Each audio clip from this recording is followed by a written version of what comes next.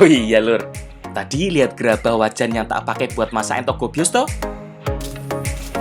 Sekarang, aku mau main ke Dusun Nyamplung Kedu untuk melihat cara pembuatannya.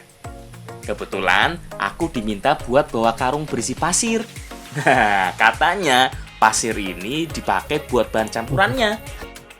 Lah kae Bu Bawon sudah nungguin ternyata. Ibu pasir Ini mas, ngupil mau kok teko-teko anteni. Aduh ibu niki Walah.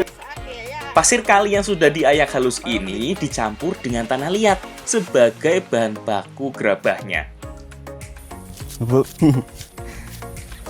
Hampir semua warga Dusun Nyamplung ini adalah pengrajin gerabah. Nah, tadi aku bawa pasirnya buat campuran tanah liatnya. Ibu. Iya. Enggak, Bu. Cat mana, Bu? Nyandel. Hehe, tahap awalnya emang gini ya lur. Tanah liat yang sudah dicampur dengan pasir ini harus diinjak-injak biar lebih mudah tercampur rata dan kalis. Kalau pakai tangan ya jelas emang tangannya. Belum tentu kuat juga. Sip, tanah sudah siap. Sekarang saatnya kita buat.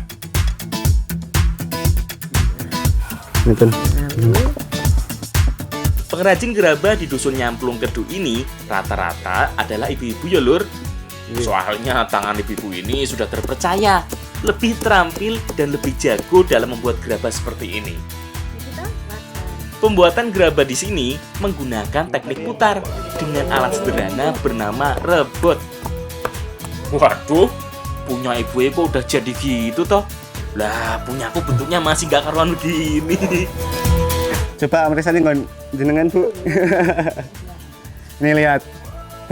Bentuk punya aku abstrak kayak gini, punya ibunya rapi ibu. Beda profesional sama yang abal-abal.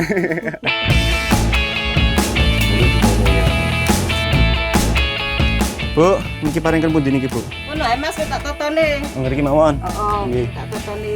Mungkin kula tak mudhut meneh nggih, Bu. Heeh. Setelah selesai dibentuk, bakal gerabah ini harus didiamkan lebih dulu dalam suhu ruangan. Jangan sampai terkena matahari langsung yo. Bisa-bisa retak semua. Soalnya kadar airnya menguap dengan cara dipaksa. Semuanya harus didiamkan sekitar 7-15 hari. Baru setelah terlihat kering, gerabah-gerabah ini dijemur di bawah terik langsung.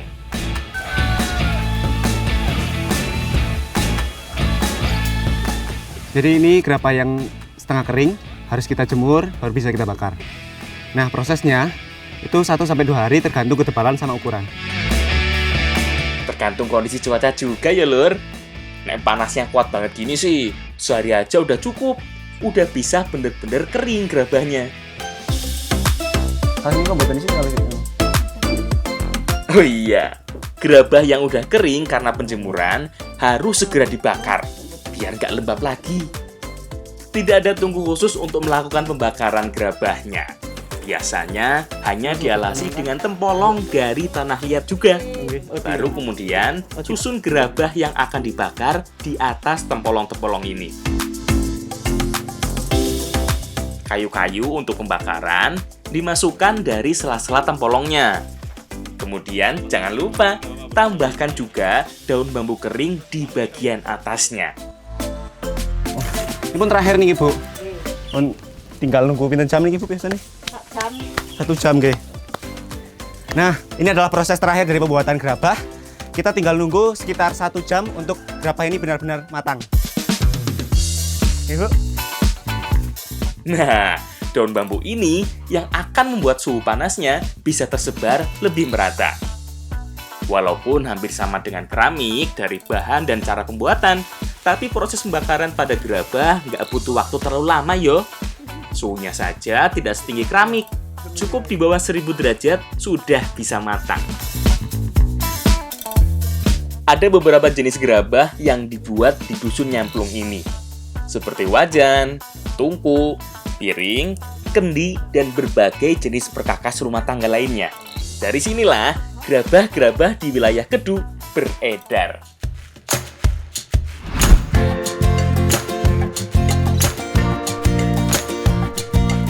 Sekarang masih mau pakai gerabah buat masak makanan khas Wonosobo lainnya. Kali ini pakai kuali, karena ada bahan-bahan dari soto. Tapi kok ada singkong juga ya? Mau dibuat apa sih emang? Kalau lihat singkong kayak gini nih, kita sudah biasa. Tapi kalau lihat singkong dimakan dengan soto, cuma ada di sini nih. Nah, nanti kita akan masak soto gula. Ya Mbak, yo. Ya Mas. Ya Mbak, lanjut Mbak. Ya. Soto golak sebenarnya soto biasa yang dicampur dengan gola. Nah, gola ini adalah makanan yang terbuat dari singkong.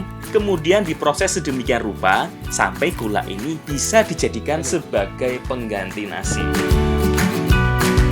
Setelah dikupas dan dipotong-potong, singkong ini harus dikukus sampai matang. Biasanya butuh waktu sekitar 15 hingga 30 menit sampai singkongnya benar-benar empuk. Sebenarnya bisa juga direbus ya, biar lebih cepat empuknya.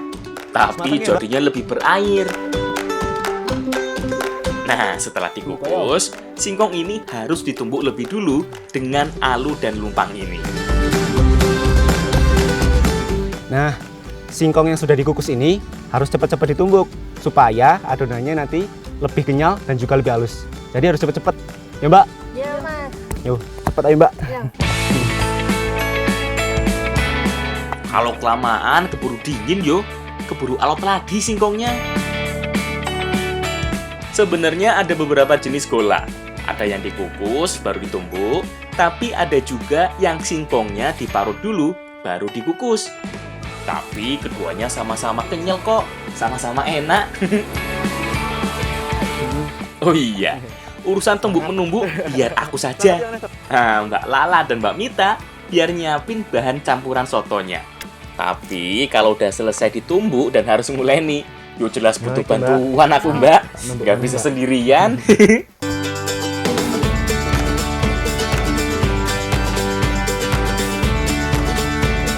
Setelah diuleni, baru potong-potong adonan gola ini.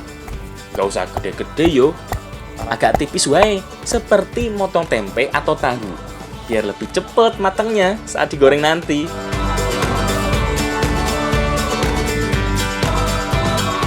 Sip, wis akeh ki potongan golae. Yuk Mbak Lala, ndang digoreng.